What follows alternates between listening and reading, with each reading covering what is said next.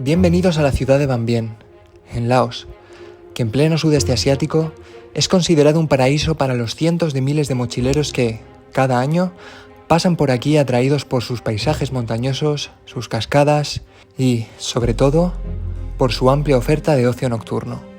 Sin embargo, en noviembre de 2024, este paraíso se convirtió en un infierno para 6 de ellos.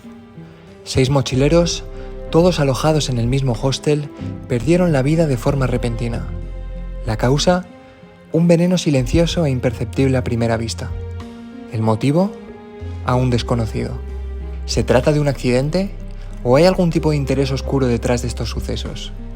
Hoy, me desplazo a Van Bien para conocer el lugar de los hechos y tratar de dar respuesta a esta y más preguntas sin responder. Si tienes pensado viajar próximamente al sudeste asiático, te aconsejo que te quedes hasta el final, porque si algo positivo se puede sacar de esta tragedia, es un aprendizaje que, quizás, pueda salvarte la vida.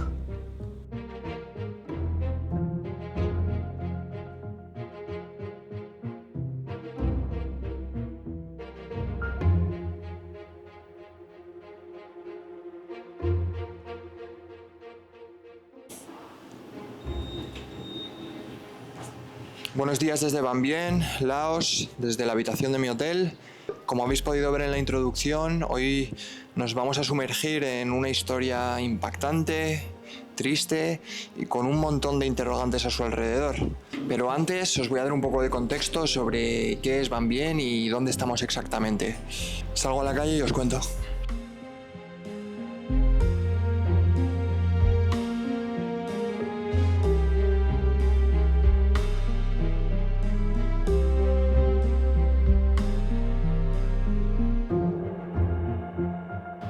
Ya estamos por la calle, a ver que no me atropellen.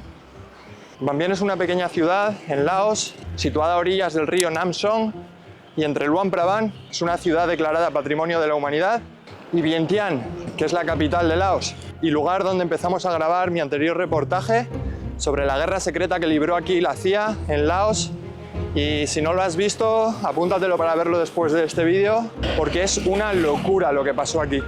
Van Bien tiene 25.000 habitantes y si bien Laos es uno de los destinos predilectos de los mochileros que viajan por el sudeste asiático, Van Bien concretamente es uno de sus favoritos porque cada año recibe y aloja alrededor de 1 millón de estos viajeros. Y la verdad es que es un sitio espectacular.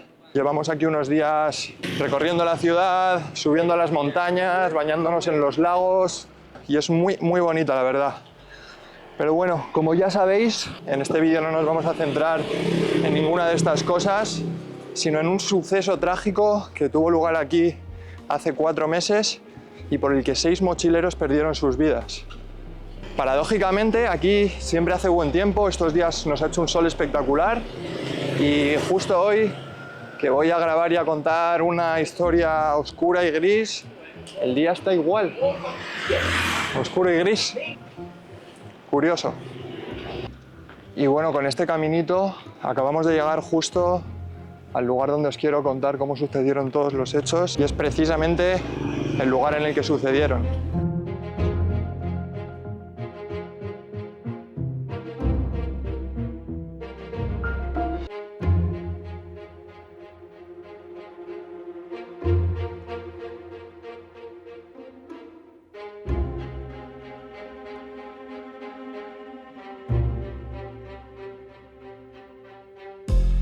No, sorry. Yeah, we don't want any picture right now before Okay. we open. Okay. Sorry. ขอบใจหลาย Yeah.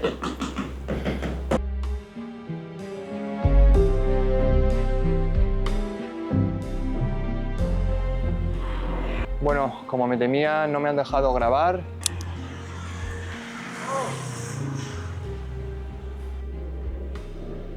Me han visto ahí con la cámara y me han echado, me han dicho que no se podía pasar. Así que me he venido aquí justo a la esquina y os cuento desde aquí. Y bueno, el sitio al que he intentado entrar para grabar es el Nana Backpacker Hostel, que ahora mismo, según TripAdvisor, está cerrado temporalmente y en unos minutos vais a entender perfectamente por qué. Como os digo, ahora mismo está cerrado, pero antes de noviembre de 2014 era uno de los hostels más populares aquí en Luang Prabang, ya que por menos de 10 euros la noche los mochileros encontraban ahí alojamiento, buen rollito, fiesta y lo que muchos de ellos venían buscando, chupitos de vodka Loud Tiger, un vodka de producción local que es muy importante en esta historia y en la que más adelante nos detendremos. Pero antes vamos a conocer a las víctimas. Las víctimas mortales de la tragedia que estoy a punto de contarte fueron 6 en total. Bianca Jones y Holly Bowles, 2 amigas australianas de 19 años que estaban aquí disfrutando de lo que era su primer viaje por el sudeste asiático. Ann-Sophie Kaiman y Freya Sorensen, 2 amigas danesas universitarias de 20 y 21 años. Simone White, una abogada británica de 28 años que, como yo, había dejado la abogacía para dedicarse a viajar por el mundo. Y James Houston, un estadounidense de 56 años que llevaba años recorriendo el mundo. Pues bien, nos trasladamos al 11 de noviembre de 2024, aquí al lado, en el Nana Backpacker Hostel, donde las 6 víctimas coincidieron por primera vez y donde, tras su primera noche, se desató la tragedia. La rutina en el Nana era la típica rutina de cualquier hostel de mochileros de fiesta. Al caer la noche, los mochileros salían a las zonas comunes y se ponía música, empezaban a beber y, bueno, lo típico. Sin embargo, el Nana utilizaba una estrategia para atraer a más clientes y diferenciarse de las decenas de hostels que aquí en Van Bien ofrecen sus mismos servicios. Y esta estrategia consistía en ofrecer chupitos gratis de vodka Loud Tiger, que hemos mencionado antes.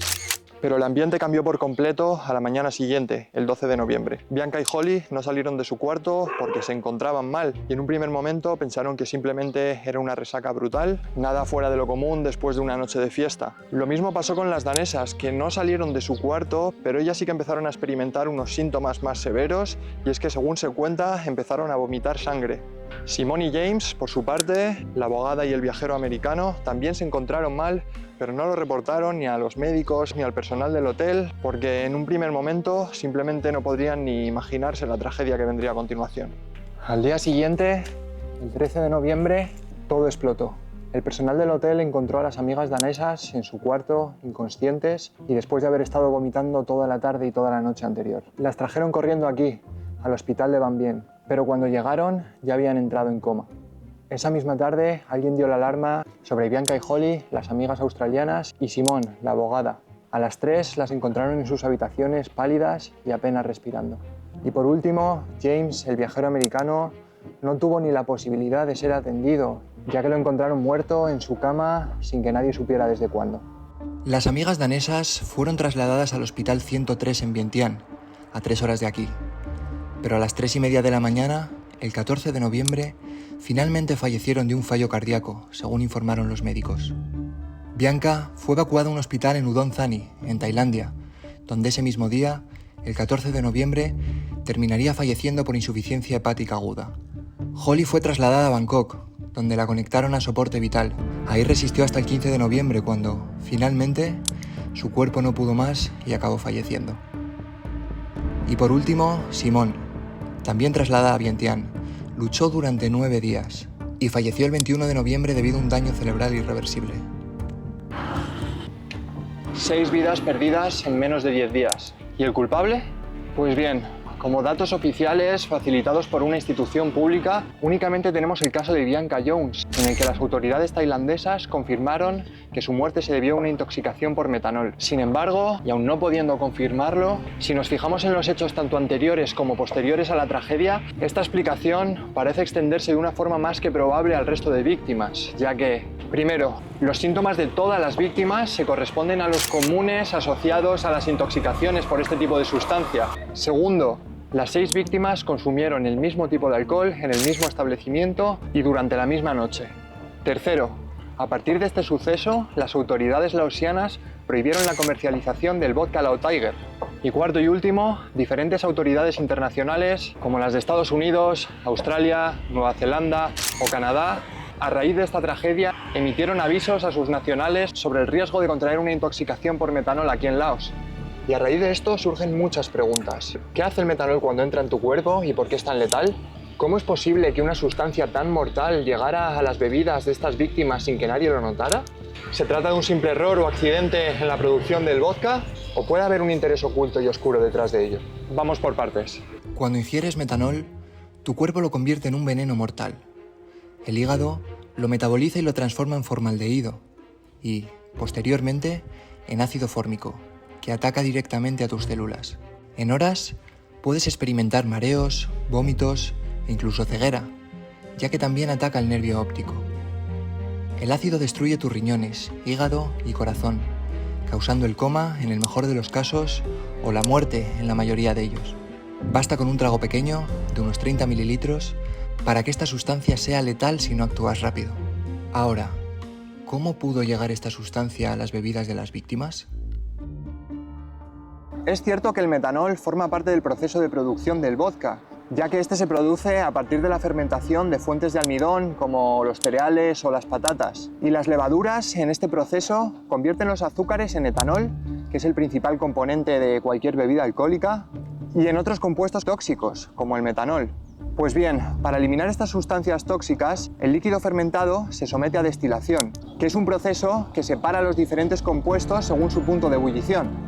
Primero se evapora lo que se conoce como las cabezas, entre las que se encuentra el metanol y otras sustancias nocivas que deben ser desechadas. Una vez hecho esto, se recoge el corazón, que es la parte pura y segura del destilado. Y por último, se eliminan lo que se conoce como las colas, como el furfunal o el propanol, que afectan a la calidad y al sabor del vodka. La fase de eliminación de las cabezas es la parte más crucial de todo el proceso, y que se produzca un accidente como no destilar el metanol es altamente inverosímil. Para que os hagáis una idea, sería básicamente como fabricar un coche sin frenos o un avión sin tren de aterrizaje y sacarlo al mercado. No tiene ningún sentido. En estos tres ejemplos, fabricar un coche sin frenos, un avión sin tren de aterrizaje o saltarse el proceso de destilación de metanol en la producción del vodka, encontramos un factor común y una gran diferencia, que son cruciales para entender qué puede haber detrás de todo esto. En todos ellos, como factor común, encontramos que acortar el proceso de producción implica una clara y amplia reducción de costes, lo que se traduce en una maximización del beneficio. Sin embargo, como hemos dicho, hay una gran diferencia entre el caso del coche y el avión por un lado y el del vodka por otro, ya que nadie en su sano juicio sacaría al mercado un coche sin frenos o un avión sin tren de aterrizaje, porque se trataría de errores o carencias perceptibles a primera vista o en el primer momento en el que pruebas el producto, lo que hace que a los productores de coches o aviones ni se les pase por la cabeza saltarse esta fase de la fabricación, por muchos costes que puedan ahorrarse. Pero esto no pasa con el metanol, porque un vodka bien destilado y otro no destilado es imperceptible a la vista y prácticamente imperceptible al gusto. Además, tenemos que tener en cuenta que los efectos que produce el metanol en el cuerpo humano pueden tardar bastante tiempo en manifestarse, y en un primer momento los primeros síntomas que se experimentan son náuseas, vómitos y un malestar general, que coinciden con los de una intoxicación etílica o resaca, como las que hemos tenido todos alguna vez en nuestra vida. Entonces, sabemos que producir vodka sin un proceso de destilación adecuada genera una reducción de costes enormes, ya que en todo el proceso de producción la destilación absorbería alrededor del 50% del total del presupuesto. Segundo, ningún inconveniente a la hora de colocar tu producto, ya que, como hemos dicho, un vodka mal destilado es imperceptible a la vista y muy poco perceptible al gusto. Y tercero, muy poca trazabilidad, ya que el metanol muchas veces es imperceptible en una autopsia, dado que con el tiempo se metaboliza y desaparece del organismo. Y además, tenemos que tener en cuenta que en un país como Laos, las autopsias brillan por su ausencia, debido a políticas gubernamentales altamente deficientes y a la poca disponibilidad de recursos médicos. Y ahora solo tenemos que combinar estos tres factores con un empresario sin escrúpulos, cuyo único interés es maximizar el beneficio, que creo que sabemos todos de sobra que de esos hay en todos lados, nunca mejor dicho. Y con el hecho de que estamos en un país donde las regulaciones y los controles de calidad, al igual que las autopsias, brillan por su ausencia. Para que os hagáis una idea entre la diferencia de un país como Laos y cualquier país de Europa, aquí, por ejemplo, menos del 15% de las carreteras de todo el país están asfaltadas, y las que lo están en unas condiciones muy deficientes. Tampoco hay, por ejemplo, ningún tipo de normativa vial, o si la hay no se aplica, y aquí es el pan de cada día ver a familias de 3-4 personas en una moto sin casco y con el bebé aquí en el brazo. Luego, por ejemplo, está todo el país lleno de puestos callejeros de comida que, por supuesto, no se han sometido a ningún control sanitario. Y podría seguir horas y horas poniendo ejemplos sobre la poca regulación y el poco control gubernamental que hay en este país. Y claro, no sé a vosotros, pero a mí toda esta combinación de factores tampoco me hace descartar del todo que esta tragedia se haya debido a un accidente en la producción del vodka, porque no tengo las pruebas suficientes para afirmarlo. pero sí que me hace dudar bastante, sobre todo si tenemos en cuenta que esta práctica homicida y perversa no es la primera vez que sucede.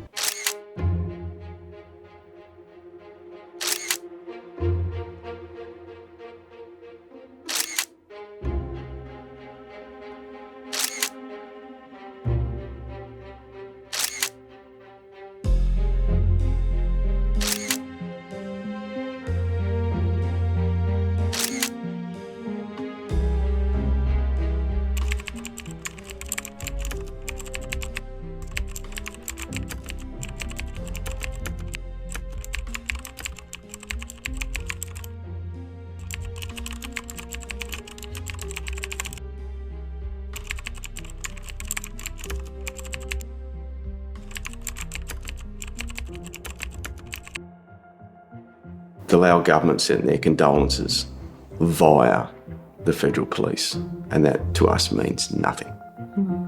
Nothing at all. For them not to reach out that's just not good enough. And are you confident that they are investigating? No. No.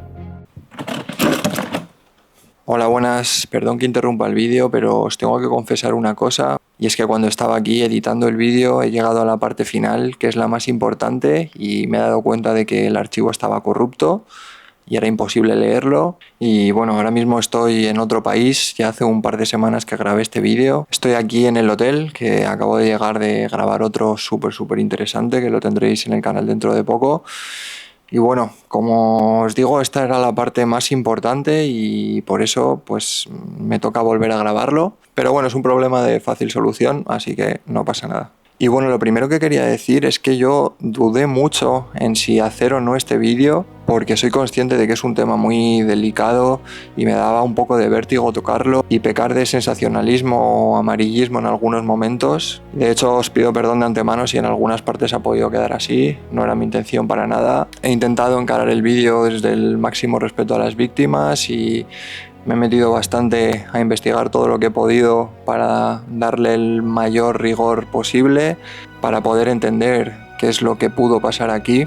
Pero bueno, finalmente decidí hacer el vídeo porque, bueno, yo con mi canal, la verdad, con cada vídeo que hago, pretendo que vosotros, los que me veis, aprendáis algo de cada vídeo, ya que le dedicáis 15-20 minutos de vuestro tiempo libre a ver mi contenido y apoyar mi canal, pues siempre me gusta intentar transmitir las cosas que aprendo y eso, que saquéis algo en positivo de cada vídeo.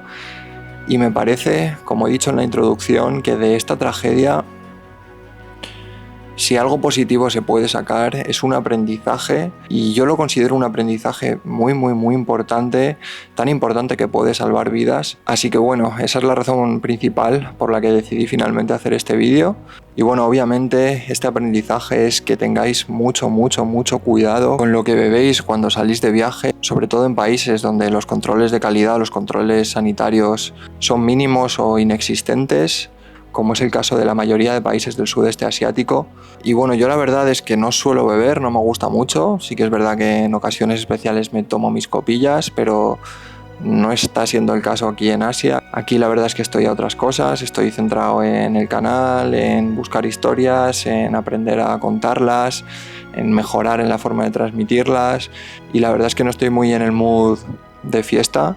Pero bueno, mi consejo evidentemente no va a ser que no probéis una gota de alcohol cuando vengáis a viajar por el sudeste asiático con amigos, con familia o lo que sea, porque tampoco me quiero poner ultra catastrofista, pero de verdad os digo, y lo pienso de corazón, que lo que sí que creo que deberíais de hacer es tomar una serie de precauciones. Y esas precauciones serían 3 básicamente. La primera es que no aceptéis nunca nada gratis, porque si te lo dan gratis significa que lo consiguen muy barato, y si lo consiguen muy barato significa que el proceso de producción no cuenta con las garantías necesarias. Segundo, intentar evitar marcas locales, un poco por el mismo motivo, porque aquí, como hemos visto, las regulaciones y los controles sanitarios no existen, y con las marcas locales tienes más riesgo de consumir un producto que no haya seguido un proceso de producción adecuado.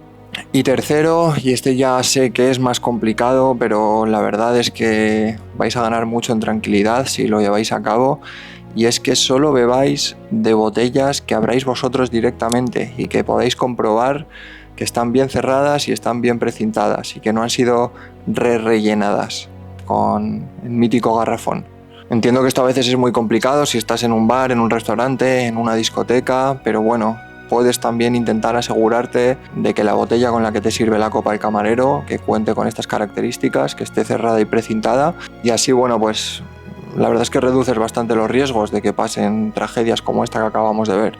Y bueno, corto ya la chapa de hermano mayor y como siempre, muchísimas gracias por verme, muchísimas gracias por pinchar en el vídeo y por dedicarme estos minutos. Si te ha gustado el vídeo puedes darle un like, que me ayudas un montón. Puedes ponerme también un comentario lo que te ha parecido o cualquier tipo de feedback. Y yo, bueno, pues sigo aquí de viaje, sigo aquí de aventuras, voy a subir un montón de vídeos nuevos, voy a seguir grabando vídeos nuevos que muy pronto los tendréis en este canal.